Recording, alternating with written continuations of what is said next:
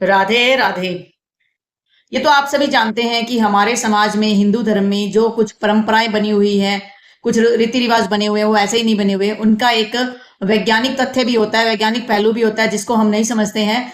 कई लोग जो इन रीति रिवाजों को नहीं मानते, वो इसे ढकोसला समझते हैं। लेकिन वाक्य में यदि हम इन्हें दिल से और इच्छा से स्वीकार करें, तो ये हमारे लिए बहुत मायने रखते हैं। कई बार ये देखा जाता है कि बहुत सी जो मैरिड वुमन होती है, विवाहित महिलाएं होती हैं, सुहागिनें होती हैं, वो दूसरी महिलाओं के साथ अपनी कुछ चीजें बांट लेती हैं। लेकिन ये बात वो नहीं जानते कि इस तरह की आदत जिंदगी भर का पछतावा उनके लिए छोड़ देती हैं। तो चलिए आज जानते हैं कि ऐसी क्या क्या सुहाग की निशानियां होती हैं जो कोई भी महिला किसी दूसरे के साथ बांटती है तो उसकी जिंदगी पर क्या प्रभाव पड़ता है। पहली चीज, मांग का सिंदूर। मांग का जो सिंदूर होता है वो सुहाग की सबसे बड़ी निशानी माना जाता है। अगर आप जिस सिंदूर की डिबिया से दूसरी महिलाओं को सिंदूर लगाने के लिए देती हैं, तो इस आदत को बदल दीजिएगा। अगर देना ही है तो भगवान पर चढ़ा दीजिए या नई डिबिया का सिंदूर लगाने को दे दीजिए। क्योंकि खुद का इस्तेमाल किया गया सिंदूर किसी दूसरी विवाहित महिला को लगाने के लिए देने पर आपके सौभाग्य पर, आपके सुहाग पर संकट आ सकता है। दूसरी चीज है शादी का जोड़ा। शादी के दिन जो भी चुनरी ओढ़ी जाती है, जो भी साड़ी या लहंगा चोली जो भी पहना जाता है, वो भी आप भूल कर किसी और को नहीं दीजिएगा। इससे भी आपके सौभाग्य पर असर पड़ता है। तीसरी जो चीज है वो है आपके माथे की बिंदियां। सुहाग की निशानी में बिंदिया भी महत्वपूर्ण भूमिका निभाती है, क्योंकि ये 16 श्रृंगार में से एक है।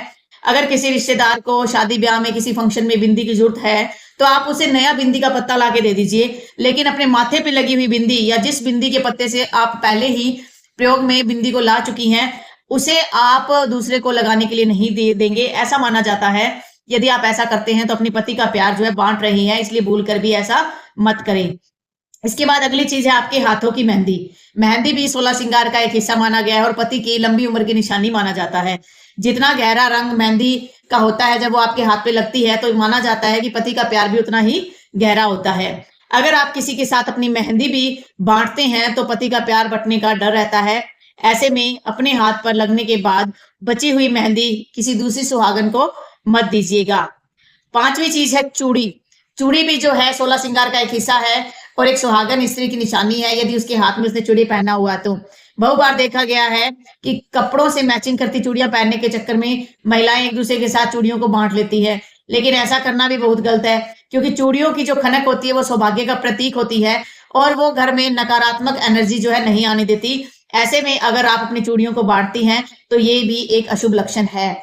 तो मेरी प्यारी बहनों, मैं आपसे यही रिक्वेस्ट करती हूँ कि जो चीजें मैंने बताई है या अदर भी जो चीजें हैं जो 16 श्रृंगार में गिनी जाती हैं, कोशिश कीजिएगा कि आप अपने इस्तेमाल की हुई चीज को दूसरे के साथ नहीं बांटेंगे। मैं उम्मीद करती हूँ कि आपको मेरा वीडियो अच्छा लगा होगा। अगर आपको अच्छा लगा है तो आप जो है मेरे वीडियो को लाइक जरूर कीजिएगा। राधे राधे।